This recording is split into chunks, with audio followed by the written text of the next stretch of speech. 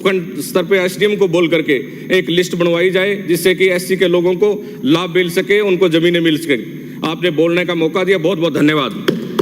Shri Manoj Kumar.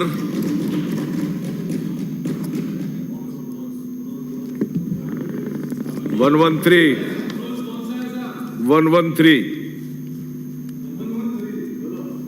Three. माननीय सभापति महोदय, आपने मांग संख्या 30 और 31 पर बोलने का मौका दिया, इसके लिए आपका धन्यवाद। माननीय सभापति महोदय, आज का सामाजिक न्याय एवं अधिकारिता और जनजाति क्षेत्रीय विकास के मुद्दे पर अगर सबसे पहले बात की जाए तो भारत के संविधान निर्माता डॉक्टर BR अम्बेडकर साहब को याद करना सबसे पहले जरूरी है। उन्होंने इस देश में हमारे इस संविधान को लागू करके इस सामाजिक असमानता और आर्थिक असमानता के इस मुद्दे को देश के संविधान में सबसे पहले अगर हम लोगों को दिया, ताकत दी, तो मैं सबसे पहले डॉक्टर BR अम्बेडकर साहब को नमन करता हूं, प्रणाम करता हूं। और सभापति महोदय, साथ ही साथ मैं आज ये सामाजिक असमानता की जब बात हुई तो माननीय संसदीय कार्य मंत्री महोदय से कहना चाहता हूं, हमें भी आप 200 में से उस दृष्टि से लास्ट में हमारा नंबर आता है, इसलिए आप इस पर भी, हम पर भी दया करें। इसलिए अन्याय हमारे साथ तो कम से कम मत करें।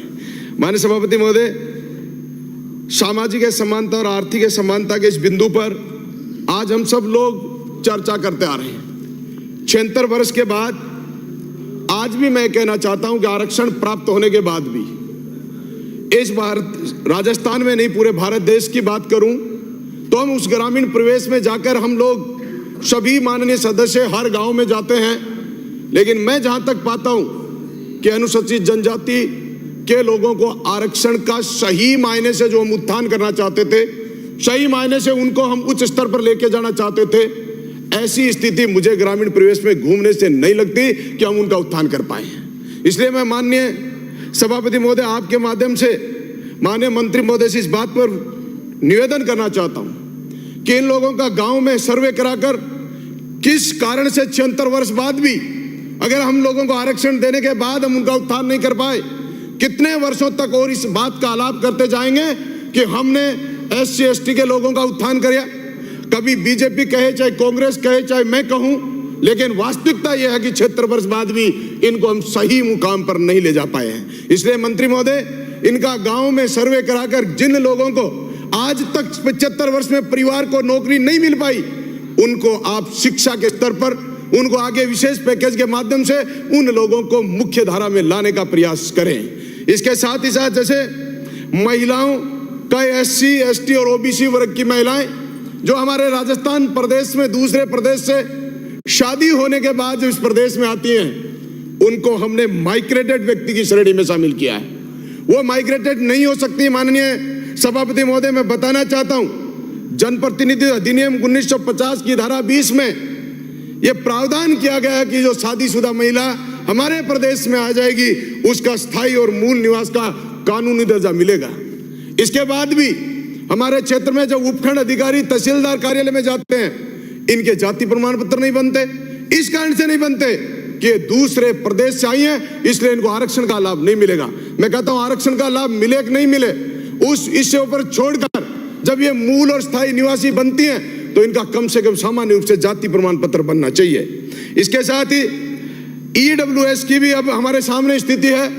इन महिलाओं को भी अब आरक्षण में यहाँ EWS का सर्टिफिकेट बनता है उन महिलाओं का, लेकिन स्पष्ट प्रावधान नहीं करने के कारण काफी कार्यालयों में जब EWS का महिलाएं सर्टिफिकेट बनवाती हैं तो उनका बनने में बहुत सी बाधाएं आती है। माननीय मंत्री महोदय, हर उपखंड अधिकारी को निर्देशित करें कि जो EWS में किसी भी स्टेट की कोई महिला अगर शादीशुदा होकर आ गई तो उनका सर्टिफिकेट EWS में बनता है, उनको उनको शामिल किया जाए। माननीय सभापति महोदय, इनके साथ ही साथ मैं कहना चाहता हूं कि SC ST और OBC 3 श्रेणी के लोगों को आप छात्रवृत्ति देते हैं, शिक्षा के माध्यम से देते हैं, लेकिन 2-2 वर्ष तक लोगों को छात्रवृत्ति नहीं मिलने के कारण बहुत सारे बच्चे SC ST के लोग वंचित, शिक्षा से वंचित रह जाते हैं। इतनी भारी फीस भरकम भरने में वो सक्षम नहीं होते और वो संस्था के लोग फीस भरे बिना उनको बाहर कर देते हैं और हमारी देरी से मिलने वाली छात्रवृत्ति उनके भविष्य को बर्बाद करने का काम करती है।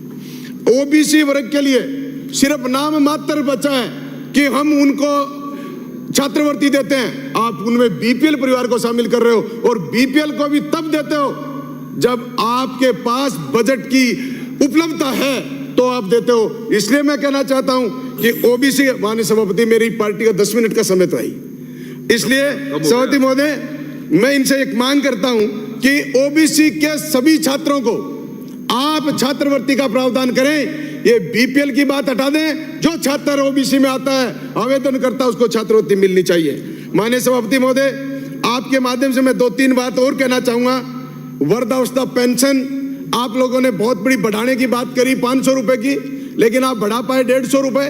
मैं मांग करता हूं माननीय मंत्री महोदय, वृद्धावस्था पेंशन इस महंगाई के दौर में आप कम से कम 4000 रुपए करने का प्रयास करें। इसके साथ ही साथ मैं इस वृद्धावस्था पेंशन में एक वादा और है, राजकीय कर्मचारी जिसका बेटा बेटी है उनको पेंशन नहीं देते। हरियाणा सरकार आपकी सरकार है, भारतीय जनता पार्टी की सरकार है, हरियाणा सरकार में ये बैरिकेड नहीं है, हर वृद्धावस्था को पेंशन मिलती है, चाहे वो उसका सर्विस में बेटा बेटी चाहे हो।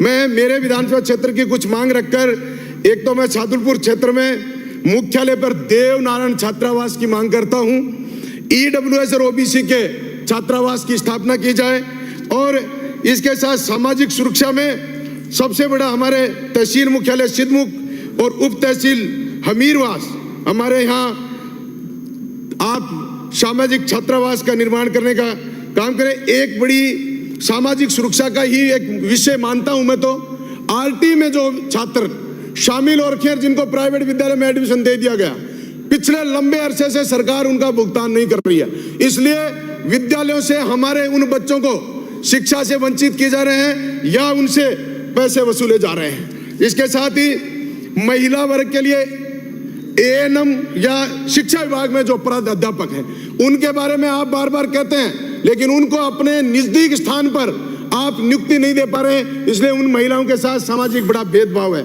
माननीय सभापति महोदय एक दिव्यांगों का प्रश्न मेरा है, आपने स्कूटी की घोषणा करी है, 2000 की करिए, हो सकता है बढ़ा देंगे 5-10 हजार कर देंगे, लेकिन एक बैरिकेड और है इसमें 80% वालों विकलांगता को आप स्कूटी देने की बात करते हैं। मैं कहता हूं कि इसको हटा दीजिए, जो दिव्यांग है काबिल है उसको जरूरत है तो उसको स्कूटी उपलब्ध होनी चाहिए। माननीय सभापति महोदय इसके साथ ही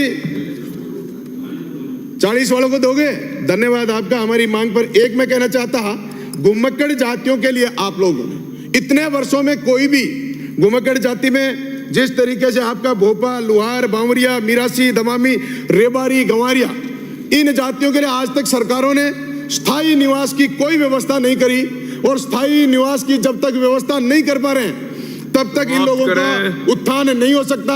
माननीय सभापति एक मेरी विशेष मांग, लोग मेरे से गांव में जाते हैं मांग करते हैं, आपसे भी करते होंगे, विधुर की पेंशन लागू करने की मैं नई बात करना चाहता हूं। माननीय सभापति महोदय 40 साल की उम्र में जो विधुर हो जाता है, जिनकी पत्नी एक्सपायर हो जाती है, उनके छोटे छोटे बच्चे रहते हैं 3-3, 4-4, 5-5 वर्ष के, वो लोग मजदूरी भी नहीं कर पाते, उन बच्चों की देखरेख करते हैं, इसलिए उनकी विशेष पेंशन बननी चाहिए। मैं तो कहना चाहता हूं सबको, और वो अपने बच्चों को पाल सके। इसके साथ एक लाइन और कहना चाहता हूं, जो विधवा महिलाओं की आपकी पेंशन है वो बड़ी उम्र में आप पेंशन ज्यादा देते हैं, मैं कहता हूं विधवा को छोटी उम्र में पेंशन ज्यादा दी जाए, इसलिए विधवा महिलाओं को छोटी उम्र में पेंशन ज्यादा दी जाए, बड़ी उम्र में चाहे कम कर दी जाए। इसलिए माने सभापति महोदय मांग संख्या 31 पर बोलने के लिए मौका दिया, उसके लिए बहुत बहुत धन्यवाद।